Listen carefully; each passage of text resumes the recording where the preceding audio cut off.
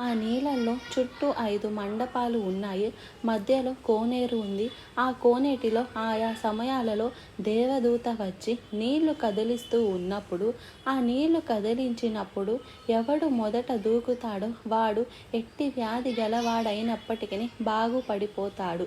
కాబట్టి అక్కడ రకరకాల రోగులు, గుడ్డివారు, కుంటివారు గుంపులు గుంపులుగా పడి ఉన్నారు. స్వస్థత కావలసిన వాళ్ళు ఎందరు అని అడిగితే అందరూ. నాకు ఏ రోగము లేదు, నేను 100% హెల్తీగా ఉన్నాను అని చెప్పేవాళ్ళు ఎంతమంది ఉంటారంటే ఒకళ్ళిద్దరు ఉంటారో లేదో తెలియదు. ఇవాళ ఉన్నానన్న వారు రేపు సిక్ అయిపోతారు, రేపు రోగస్తుడు అవుతాడు.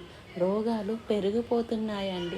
డాక్టర్లు పెరిగిపోతున్నారు, మందులు పెరిగిపోతున్నాయి, దాంతోపాటు కొత్త కొత్త రోగాలు వచ్చేస్తున్నాయి. ఇప్పుడు రోగాలు కనిపెట్టే యంత్రాలు వచ్చి